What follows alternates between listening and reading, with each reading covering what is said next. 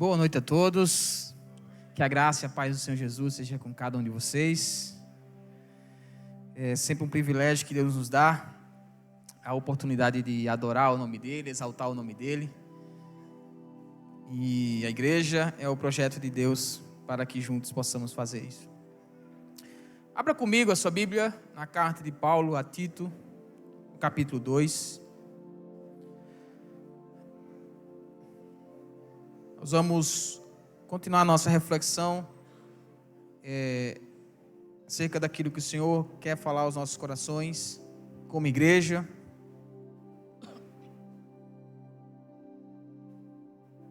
Vamos ler do versículo 1 ao versículo 9.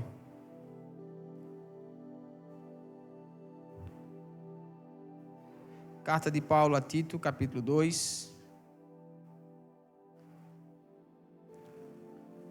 Vamos ler do versículo 1 ao versículo 9. Todos encontraram? Pode também acompanhar aqui na projeção, a versão Nova Almeida atualizada. Que diz assim a palavra do Senhor: Mas você ensine o que está de acordo com a sã doutrina. Quanto aos homens idosos, que sejam moderados, respeitáveis, sensatos, sadios na fé, no amor e na perseverança. Do mesmo modo, quanto às mulheres idosas, que tenham conduta reverente, não sejam caluniadoras, nem escravizadas a muito vinho, que sejam mestras do bem, a fim de instruírem as jovens recém-casadas a amar o marido e os filhos, a serem sensatas, puras, boas donas de casa, bondosas, sujeitas ao marido, para que a palavra de Deus não seja difamada. Versículo 6. Do mesmo modo, quanto aos mais jovens, exorte-os para que em todas as coisas sejam moderados. Seja você mesmo um exemplo de boas obras. No ensino, mostre integridade, reverência, linguagem sadia e irrepreensível, para que o adversário seja envergonhado, não tendo nada de mal a dizer a nosso respeito. Quanto aos servos, que sejam em tudo obedientes ao seu Senhor, dando-lhe motivo de satisfação, que não sejam respondões, nem furtem, mas que deem prova de toda a fidelidade, a fim de que em todas as coisas manifestem a beleza da doutrina de Deus, nosso Salvador. Amém, amém. Graças a Deus por sua palavra. Nós temos meditado até então na carta de Paulo a Tito sobre a preocupação do apóstolo Paulo acerca da forma como a igreja seria conduzida, e por isso ele se preocupa com a sua liderança. Ele deixa Tito em Creta para organizar a liderança dos presbíteros. Ele também alerta sobre o perigo dos falsos mestres e dá uma recomendação para Tito no capítulo 2, versículo 1, que nós lemos aqui agora. Mas você, Tito, ensine o que está de acordo com a sã doutrina. Já mencionamos também que a sã doutrina é um dos temas centrais na carta de Paulo a Tito. E é sobre esse tema que nós vamos falar nessa noite. O título que eu dei essa mensagem é A Sã Doutrina na Vida Familiar. A sã doutrina na vida familiar. Aqui Paulo, ele fala para vários grupos, com a distinção da idade, do gênero e da classe social. Primeiro ele fala sobre os homens idosos, segundo sobre as mulheres idosas. Ele fala também sobre as mulheres mais jovens e a relação familiar dessas mulheres mais jovens com seus maridos e com seus filhos. Aos mais jovens ele também dá recomendações. Para Tito, aquele que seria o líder daquela congregação, daquele povo, ele também tem orientações específicas para o pastor daquela localidade. E ele finaliza com uma orientação aos servos, que naquele contexto era como se fossem pessoas da família. Mas claramente aqui nós podemos também pensar nessa aplicação dos servos para o contexto atual, pensando na relação dos funcionários com os seus patrões, dos trabalhadores com aqueles que contratam o seu serviço. E é seguindo esse raciocínio que nós vamos meditar nesse texto, tendo em vista que o objetivo de Deus é que a sã doutrina sempre ande em harmonia com a vida prática. O interesse de Deus é que essa igreja que se reunia aqui em Creta, ela pudesse ter uma liderança forte, pudesse ficar livre dos falsos mestres, mas que cada um, conforme Deus chamou, homem e mulher, na função que exerce na casa e na sociedade, pudesse, como ele finaliza esse texto aqui, ornar, embelezar a doutrina, a sã doutrina de Deus, nosso Salvador, para um testemunho público da nossa vida com Deus e para edificação mútua dentro do corpo de Cristo. O primeiro grupo, eu vou seguir o raciocínio do apóstolo Paulo, a sequência que ele aborda aqui. O primeiro grupo que ele aborda aqui, que precisa considerar a sã doutrina na vida familiar, são os homens idosos. Acompanhe comigo aí no versículo 2. Quanto aos homens idosos, que sejam moderados, respeitáveis, sensatos, sadios na fé, no amor e na esperança. Interessante pensar que essa noção de homem idoso para o mundo bíblico, uma vez que a gente pensa em alguém que conseguiu viver por vários anos, é um pressuposto que essa pessoa tenha alcançado a maturidade. A gente sabe que isso não é necessariamente verdade. Tem homens que chegam, homens e mulheres chegam a determinada idade, mas não alcançaram a maturidade esperada. Esses dias eu fui surpreendido por uma pessoa que chegou para mim e disse: pastor, o meu desejo, quando eu ficar mais velho, era um homem, é poder ter a maturidade de alguns irmãos mais velhos aqui da igreja. E saiu mencionando alguns. Porque esses dias eu vi o comportamento de uma pessoa idosa, um homem idoso, que foi vergonhoso. Foi vergonhoso o comportamento dele. E eu fiquei pensando: Deus, será que quando eu ficar velho, eu vou ficar desse jeito?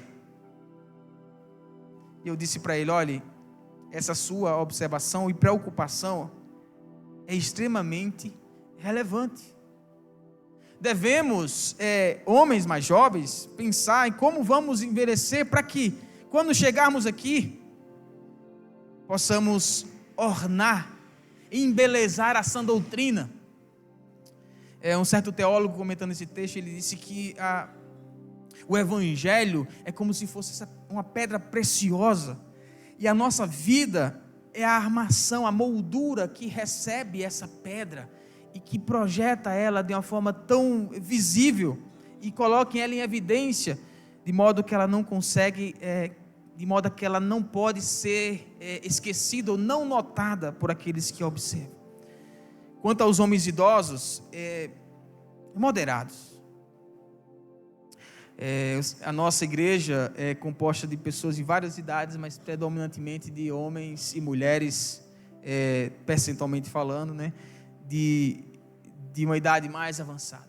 Deus chama você, senhor, homem idoso.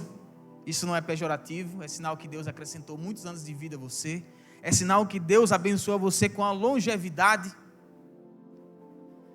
Deus chama você para ser moderado.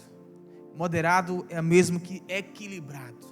Pessoa que tem equilíbrio nas suas atitudes, nas suas palavras, nos seus comportamentos. Mas também uma pessoa que é respeitável. A respeitabilidade diz respeito àquilo que temos com relação às pessoas de fora. O desejo de Deus para homens crentes idosos é que a vida deles, ao chegar à idade avançada, continue sendo uma vida respeitável diante das pessoas. Quantos senhores são conhecidos por outros adjetivos não respeitáveis? E Deus quer que na vida familiar, os homens, na vida da igreja, esses homens idosos, sejam conhecidos pela sua respeitabilidade. Sensato também diz respeito à prudência quanto ao modo de agir. Ele não só é equilibrado, mas ele sabe o momento de agir, ele sabe o que falar, ele pesa as suas ações e as coloca diante de Deus, para que, a partir da avaliação de Deus, ele possa tomar as suas atitudes. Quando Deus chamou Noé, já na idade avançada, Deus viu nele um homem íntegro. E Deus o desafiou para uma missão extraordinária. E Deus usou ele naquela geração, com aquela idade. Deus chama pessoas para continuar sendo homens tementes a Deus. E Paulo finaliza essa parte dos homens demonstrando assim que eles devem ter maturidade espiritual. Quando Paulo reúne sadios na fé, no amor e na perseverança, Paulo está organizando através do seu argumento aquilo que ele entende ser a vida de um homem idoso na presença de Deus. E quanto à sua espiritualidade, sadios na fé, sadios no amor e sadios na perseverança. O contrário disso seria adoecidos na fé, doentes na fé, doentes no amor, doentes na perseverança. Alguém que não é sadio na fé é alguém que tem fé fragilizada, defeituosa. Alguém que não é sadio no amor, alguém que de repente colheu ao longo de muitos anos amargura, rancor, ressentimento, guardou aquilo e chegou na velhice. Um velho rabugento, como a gente diz, que ninguém quer estar perto, cuja espiritualidade envergonha o evangelho, envergonha a igreja da qual pertence. Deus chama homens idosos a serem moderados, respeitáveis, sensatos, sadios e maduros espiritualmente, com vistas ao testemunho do evangelho, com vistas a adornar a sã doutrina. Paulo diz isso porque ele deseja, como homem, e Deus, através de Paulo, o inspirando para isso, também deseja que a igreja fosse conhecida, não só pelo que prega, não só pela doutrina correta, não só por ter uma herança apostólica aqui, influenciada pelo apóstolo Paulo, mas que a vida deles, em todas as áreas, para todos os gêneros, para todas as idades, pudessem ornar a doutrina correta, a doutrina que se opunha à doutrina pregada pelos falsos mestres. Você e eu, com certeza nós vivemos uma geração bem típica, né? Nós vemos várias atitudes sendo registradas pelo aparelho celular, publicadas nas redes sociais. Vez por outra, chegam alguns vídeos de homens idosos fazendo as mais vergonhosas peripécias de atitudes, que não condizem com o caráter de um homem maduro na fé, respeitável, moderado. Deus deseja para você, homem idoso dessa igreja, que você ornamente, enfeite a sã doutrina com a sua forma de agir. De igual modo, para todos aqueles que ainda não chegaram nessa idade, que pensem, como você pretende chegar? Se Deus assim te permitir, você pretende chegar com um caráter respeitável, com um comportamento moderado, com uma postura sensata, com uma espiritualidade madura? A hora de colher, a hora de plantar, melhor dizendo, é hoje, é agora, para que sejamos, sim, homens maduros. Paulo segue falando sobre as mulheres, do mesmo modo quanto as mulheres idosas, fala também da conduta delas, para que elas sejam também pessoas respeitáveis. Ele fala, não, que tenham conduta reverente, que não sejam caluniadoras, fofoca, calúnia, pecados da língua, nem escravizadas a muito vinho, descontroladas, não conseguem conter os seus apetites. Que sejam mestras do bem. De igual modo, quando Paulo diz, então, da mesma maneira como Deus espera que os homens idosos sejam maduros e sadios na fé, mulheres idosas, Deus deseja que vocês sejam maduras na fé, sadias na fé.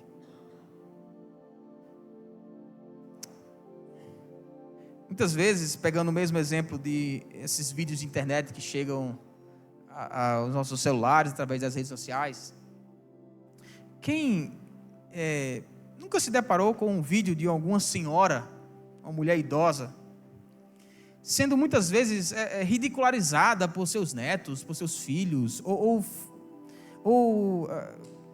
esses dias eu estava vendo postar em algum grupo e era uma senhora, eu não quero estimular a sua imaginação, tá? Mas era uma senhora fazendo as maiores bizarrices numa rede social, num aplicativo desses de rede social, esperando recompensas financeiras que são monetizadas ali naquele aplicativo. E a coisa mais vergonhosa que você pode imaginar, desde o traje até os comportamentos. Que vergonha! E nós muitas vezes olhamos essas coisas, assistimos, consumimos, achamos engraçado. Será que isso reflete aquilo que Deus deseja para as mulheres idosas? Será que você, mulher, quer chegar à velhice sendo um motivo de riso? Eu não estou dizendo que você não pode contar piada ou rir da sua mãe por alguma coisa engraçada, tá? Da sua avó, ou rir com ela de alguma coisa engraçada. Mas você consegue ter o mesmo raciocínio que eu, quando eu falo que a avó, pensando aqui, não necessariamente uma avó, mas uma mulher idosa, mas essa imagem da mulher idosa, da avó, fica no nosso contexto algo muito motivo de chacota, motivo de piada, motivo de coisas do passado e comportamentos retrógrados. Criou-se o perfil da mulher idosa como a mulher ultrapassada, cujos netos fazem piadas constantemente com elas, demonstrando o abismo que existe entre essas gerações e seus comportamentos, e na maioria das vezes demonstrando que a postura do jovem, do neto nesse caso, é melhor do que a da sua avó. Eu não quero que você perca o senso de humor, mas eu tenho certeza que o padrão de Deus para a imagem que tem sido apresentada para nós de uma mulher idosa tem sido distorcida. Que tenham conduta reverente, que a dedicação delas venha a ser em serem mestras do bem. Deus chamou você, mulher idosa, está se aproximando da terceira idade. Deus chamou você para ser mestra do bem, para que você seja uma pessoa controlada, cujos apetites estão sob o domínio do Espírito, para que os seus pecados não estejam em sua língua, para que a sua conduta seja reverente. E Deus dá uma missão para vocês, e aí Paulo já começa a falar do terceiro grupo, das mulheres mais jovens. Deus dá uma missão para vocês, mulheres mais velhas, a fim de instruírem. Ser mestre é para a instrução. Instrução de quem? De outras mulheres. Mulheres são essas? Jovens recém-casadas. E essas jovens recém-casadas também têm um dever. Recebido da instrução dessas mulheres mais velhas, que é amar o marido e os filhos. Como nós andamos na contramão do mundo? Como nós temos andado no sentido oposto daquilo que o mundo tem pregado, tem incentivado, tem inculcado dos nossos filhos, nas meninas que vêm dessa nova geração. Como nós temos o desafio de ir ao contrário desses ensinamentos. Amar ao marido? Como assim? Você tem marido? Amar os filhos? Como assim? Você quer ter filhos? E filhos no plural, né?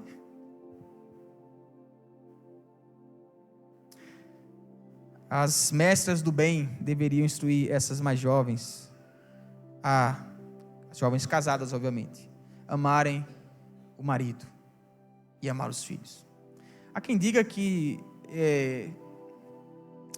na Bíblia Deus manda somente o homem amar a esposa e a esposa deve respeitar o marido. Eu acho que essas pessoas esquecem desse versículo ou realmente não conhecem esse versículo, quando fala a fim de instruir jovens recém-casadas a amar o marido. Logo, Deus exige que a esposa também ame o marido.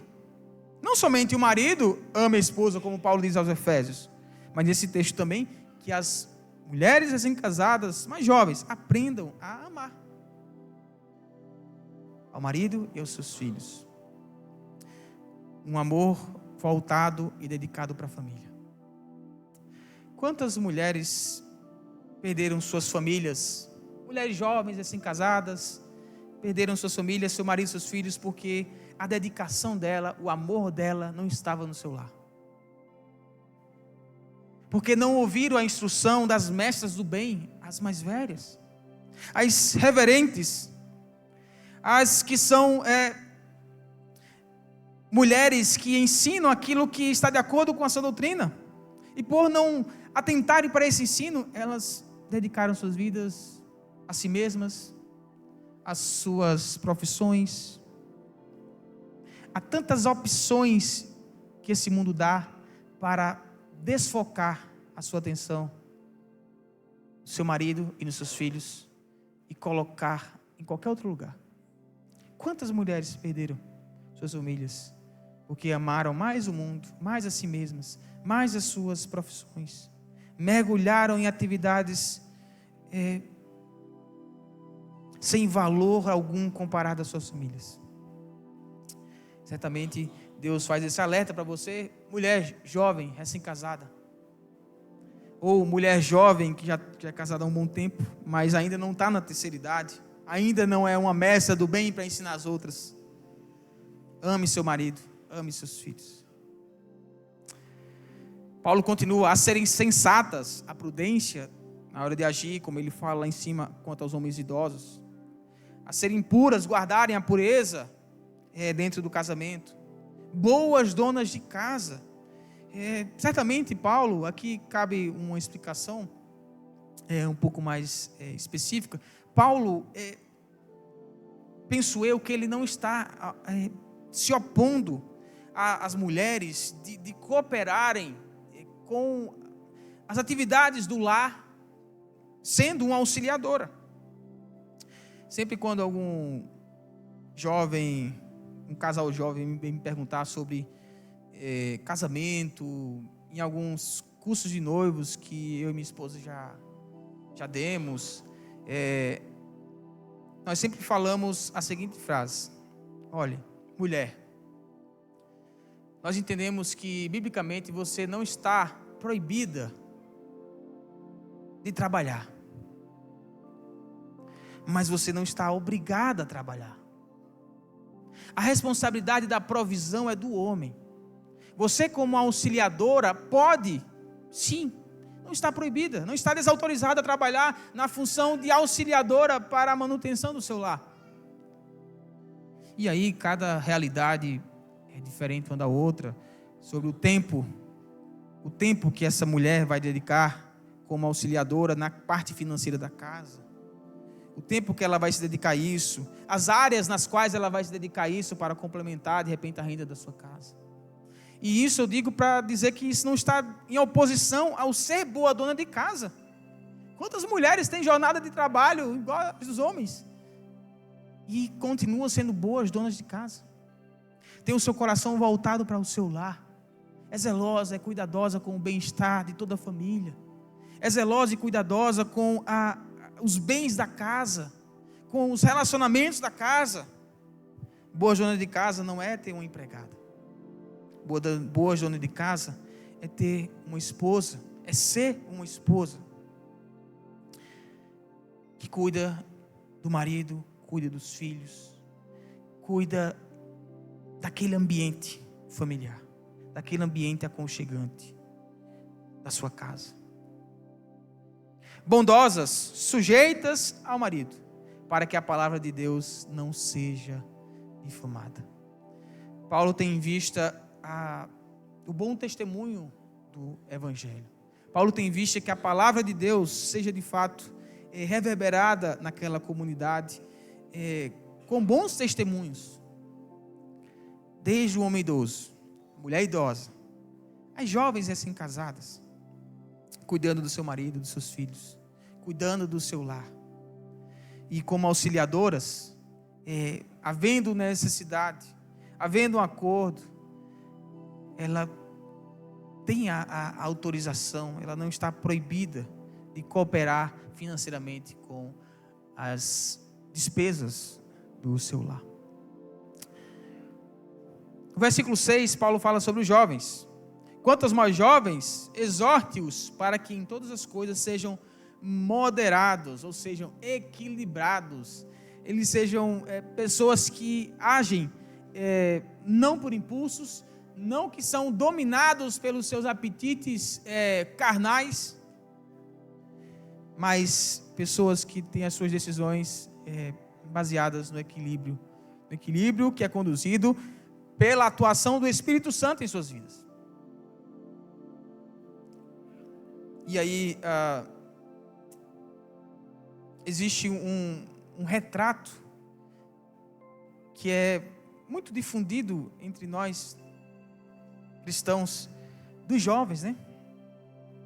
Os jovens são sempre considerados, ou sempre vistos como aqueles mais irreverentes, né? Você já parou para pensar que sempre quando fala em reunião de oração, a nossa primeira imagem que vem são aquelas senhorazinhas, né? Que na cabeça das pessoas não fazem nada. São aquelas pessoas que não têm o que fazer e têm um tempo para orar. Os jovens são vistos como aqueles mais impetuosos, aqueles que têm muita energia para gastar com trivialidades. Como assim? Por que nós jovens, olha. Me ajude, Senhor. Nós jovens, eu posso dizer isso, posso sim. Por que nós jovens muitas vezes somos vistos como aqueles que não têm compromisso? Não tem compromisso com as coisas de casa, não tem compromisso com os estudos, não tem compromisso com as coisas da igreja. Não são todos, obviamente. Mas essa imagem, de vez em quando, é estampada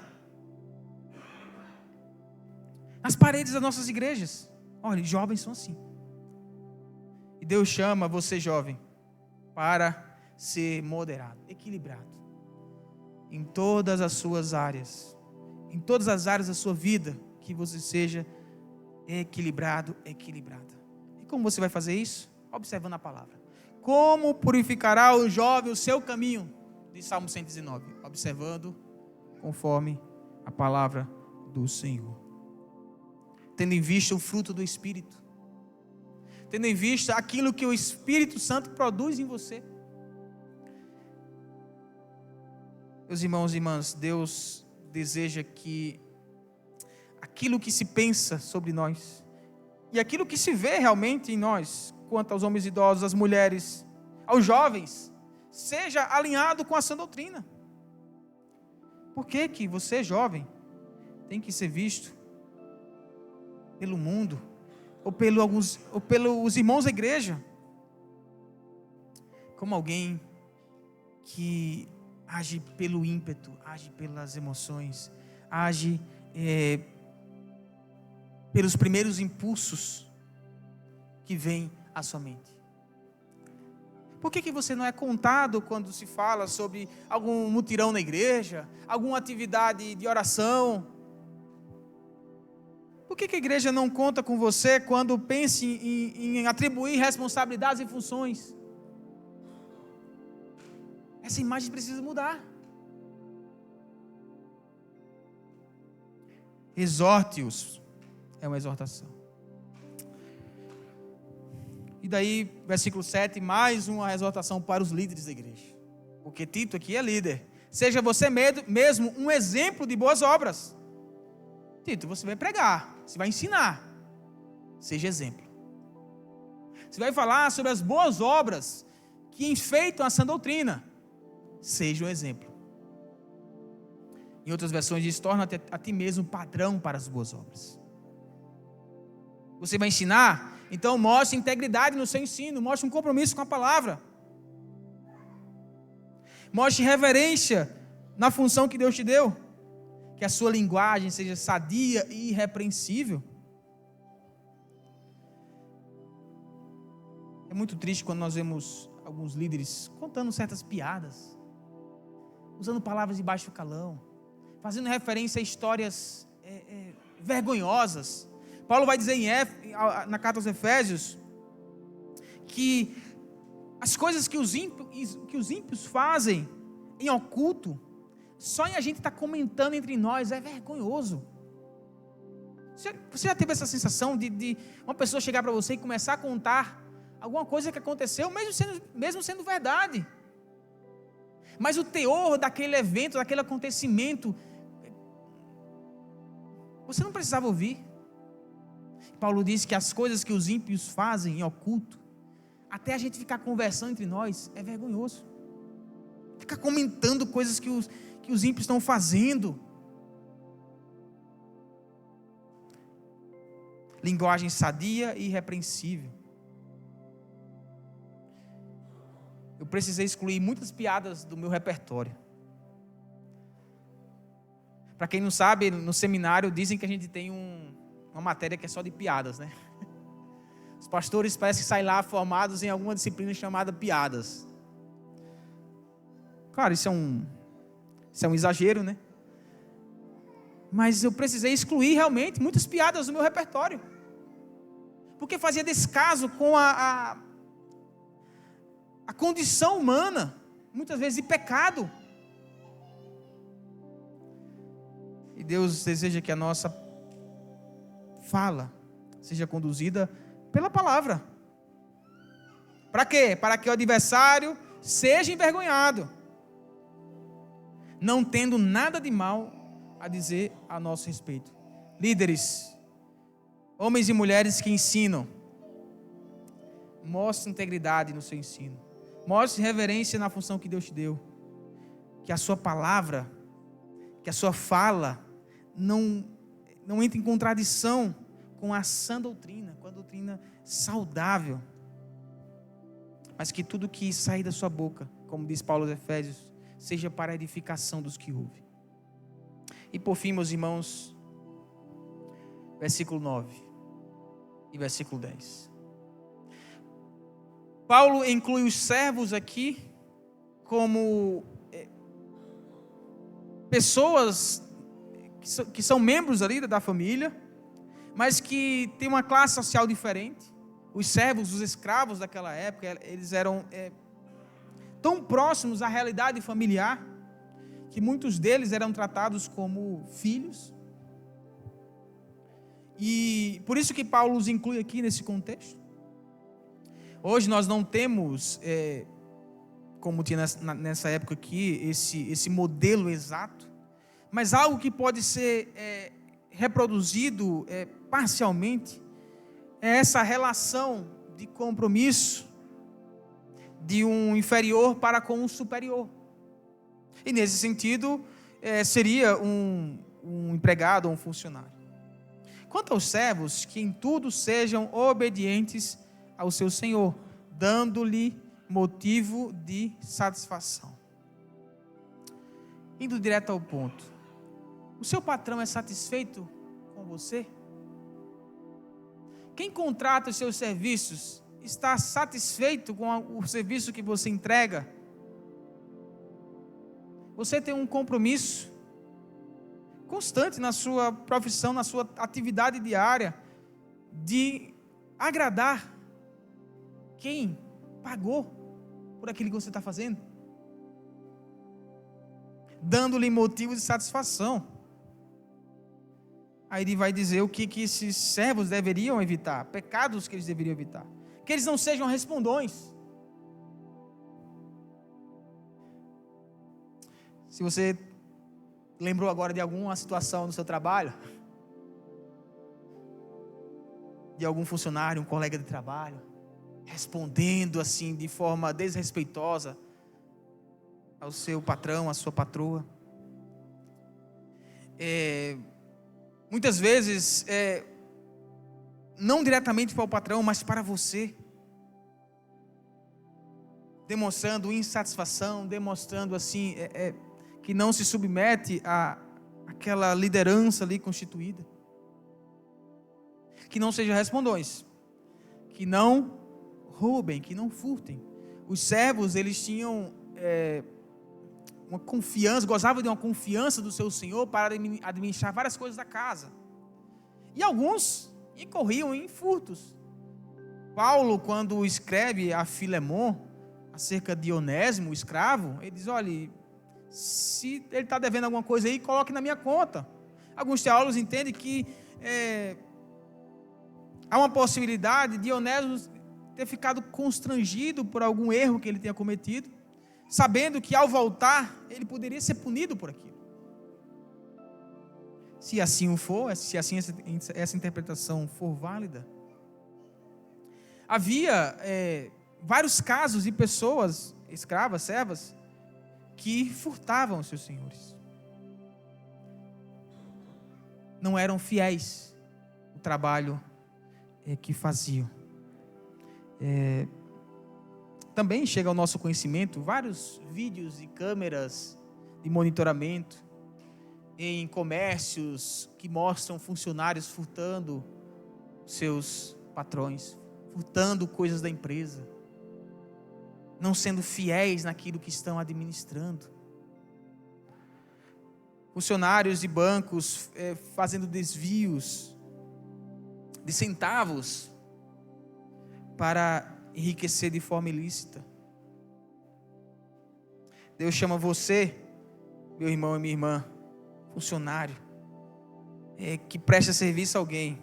Mesmo que você seja o patrão da sua empresa, você presta serviço a alguém que contratou o seu serviço. Que você não haja de má fé. Que você seja justo naquilo que está fazendo. Que você seja fiel perante os olhos dos homens e perante os olhos do Senhor. Deem prova de toda fidelidade.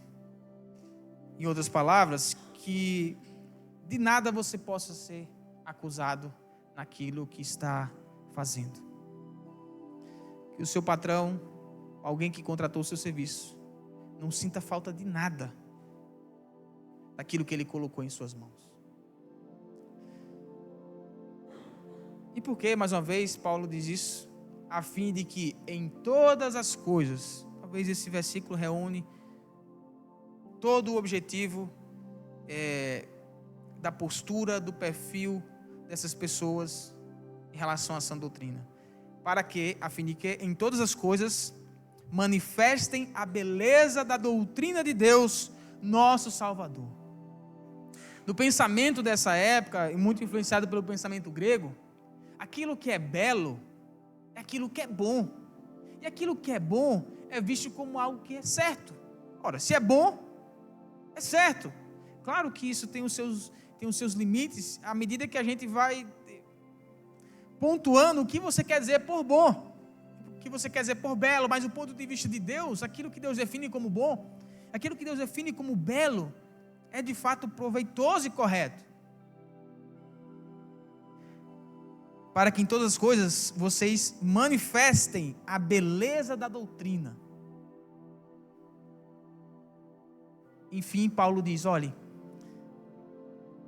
que a vida de vocês, você homem idoso, você mulher idosa, você mulher jovem, recém-casada, com seu marido, com seus filhos, com sua família, você jovem, vocês líderes da igreja, vocês servos, vocês que prestam algum tipo de serviço a alguém, que a vida de vocês confirme que a doutrina é bela, que a doutrina é boa, que a doutrina é certa.